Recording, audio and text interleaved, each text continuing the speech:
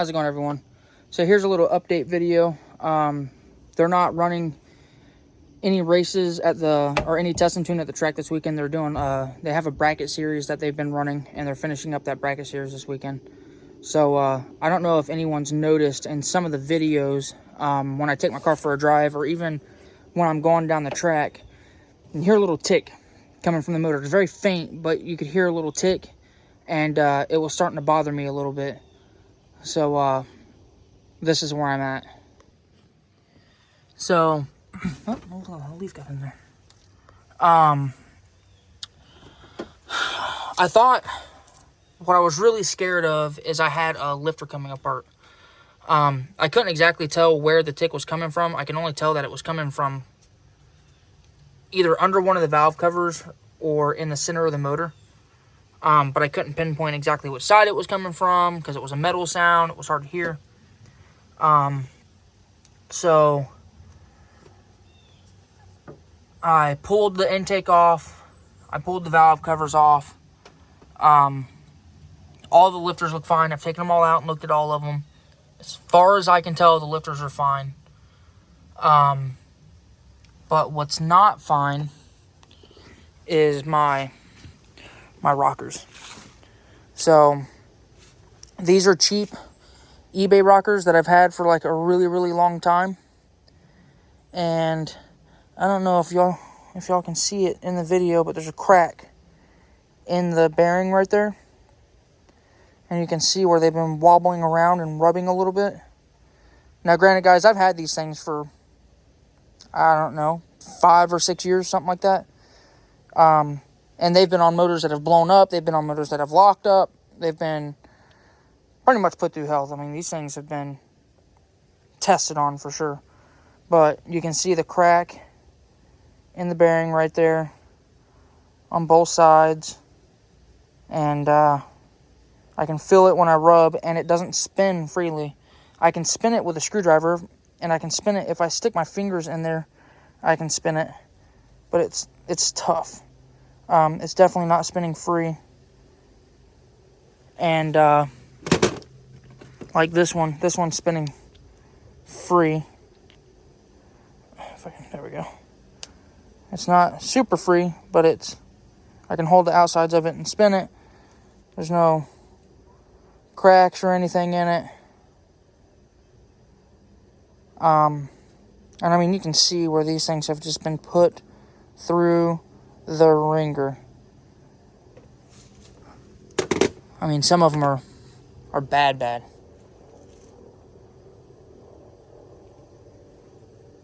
Same thing. This one doesn't spin free. You can put your finger inside of it and spin it. Oh no, I can't even spin this one like that. Ugh. Yeah, I can a little bit. It just takes a little bit. So I'm pretty sure the little bit of ticking that I was hearing was probably coming from these. Oh, look at that. You can see this one's got the tangs broke off of it, which makes sense because I did find one of these sitting down in one of the freeze plugs on top of the head. So there's that. And both sides are like this. See, there's one that turns free. But I mean, you can see these things have been put through it. So I ordered a set of Scorpions today. I think when I bought those blue ones, I don't know, I bought them, it's been 5-6 years, something like that. I paid like $110 for them. The Scorpions I just bought were over $300. So, and I've seen really good things on them. The reviews were really good on Summit. So I got those. And then I also got lash caps. Because as you can see, the top of that valve is not happy. But it's not mushroomed. It's just not happy. But the top of most of them looks okay. But the top of this back one back here, if I zoom in, you can see this edge right up here has starting to eat away a little bit. Well, I got to doing some research online, and these are triple valve springs. Let me see if I can get on the inside of them. You can see they're triple valve springs. So you can see the spring on the outside, you can see the flat spring, and then you can see the inner round spring. So I've got a bunch of spring pressure, which is what this particular cam required. These are, I think they're 150 on the seat, 650 open, I think is what they're set at. And these valves, I just doing some research online after seeing that, I read that I should be using lash caps. So I've got some lash caps coming. I've got some rockers coming. Hopefully that solves it. Don't get me wrong, I am replacing this, just not doing it at the moment. My plan is, the track's only doing 4 more tests and tunes this year. And the lash cap should go over this and protect it, and so that should be fine. So over winter, my plan, what I would like to do is get a set of, I'd like to get a set of trick flow heads, but I don't know if that's going to happen. I might go AFR. I don't know what I'm going to go with. My plan is to get rid of these Chinese heads and go with a set of nice heads. If for some reason something happens and I can't afford a set of really nice heads, then I will put a couple of new valves.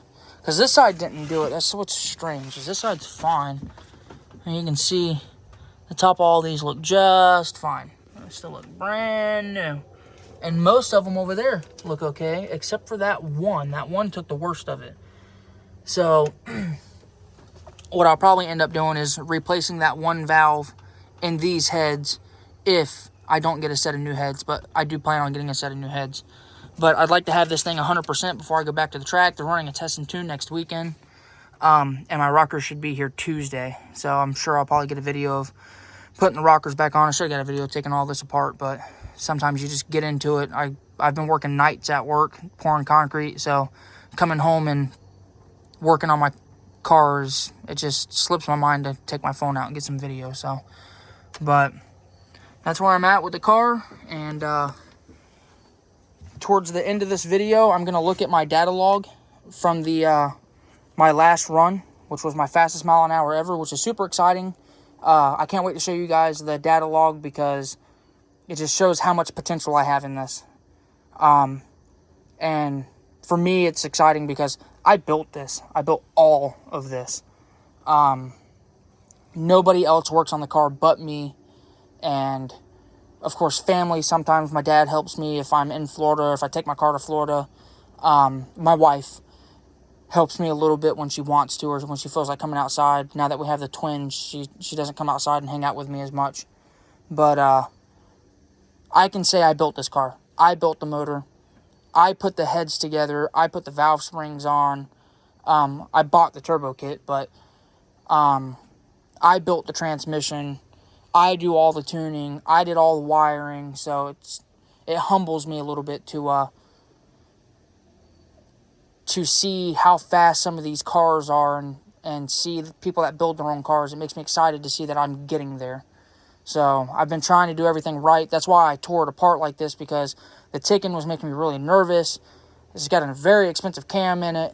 Cams are hard to get. They take forever to receive. I was really scared I had a lifter coming apart, but it's not. The lifters look just fine. I've checked all of them. I've pulled all of them out. So the lifters look good, and I'm glad I did pull it apart, because I have a feeling I was going to have rockers come apart on me soon, and that would have been very bad, especially if it hung a valve open. The last thing I need is to hit a piston against a valve. So I've got Scorpions coming. It was a pretty big investment, but I think it's going to help out a lot. And I think it's going to get. I think my geometry was off a little bit. I think I had a lot of deflection with these because they're so cheap. I think these were deflecting a little bit, and I think a good set of rockers are actually going to make a little bit of a difference. And I also believe with these things being as hard to turn as they are, I mean, some of them I even had a hard time turning with a screwdriver. And I believe I've been having a hard time getting my car to rev past like 68, 6,900. And the cam, and I know they're cheap heads, but even the heads should flow well past 6,800. That's what the cam's designed to do. The cam's supposed to be from 3,000 to 7,000 plus. And it hits like 6,500 and kind of falls on its face a little bit. And I 100% believe that these are my problem. So stick around. At the end of this video, I'm going to go look at the data log because it's got some pretty exciting stuff in it. And the back half of this video, I'm going to be replacing an idler pulley on my wife's car. Alright, so that bottom pulley right there was bad. I didn't realize we ordered the wrong one. And she also needs a new belt, so I got some more work to do to this thing, but I thought the power steering pump on it was bad. Turns out that it was the pulley next to the power steering pump. So I ordered a power steering pump for no reason, so whatever. At least it's back up and going now.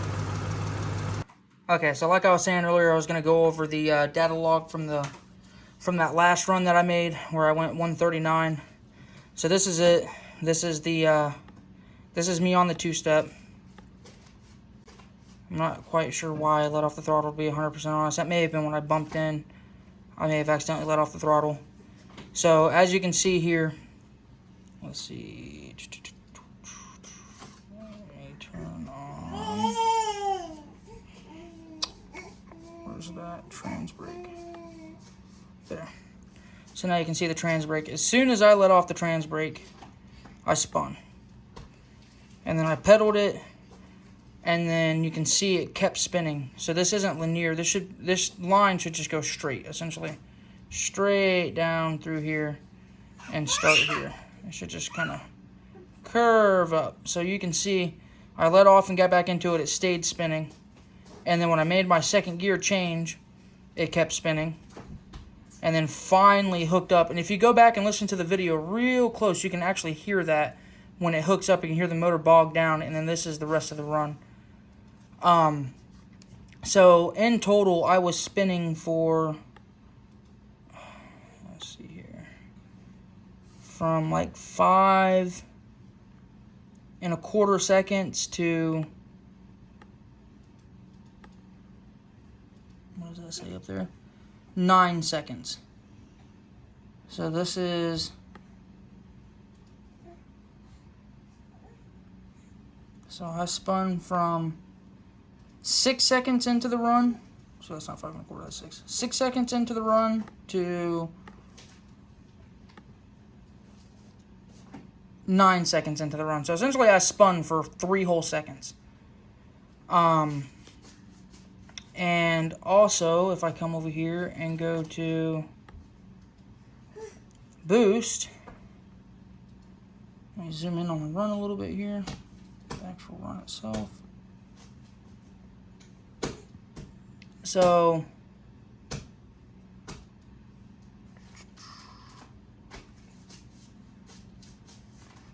target is dark blue, and I'm not sure what this, oh, yeah, I am. Okay, so if you look,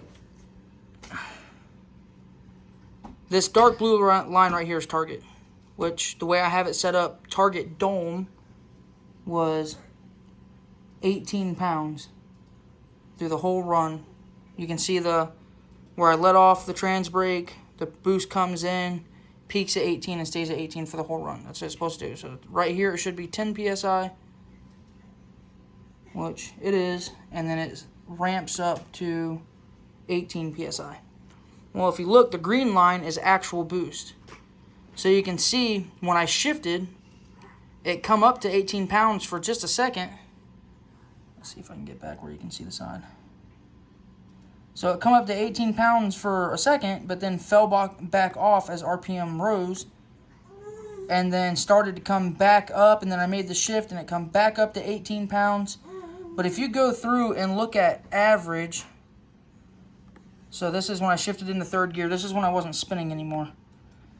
I'm only making 16 pounds. 15.9. So there's a lot left on the table.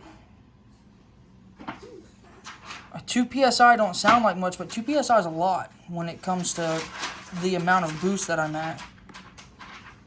And in second gear, it only made 15 pounds.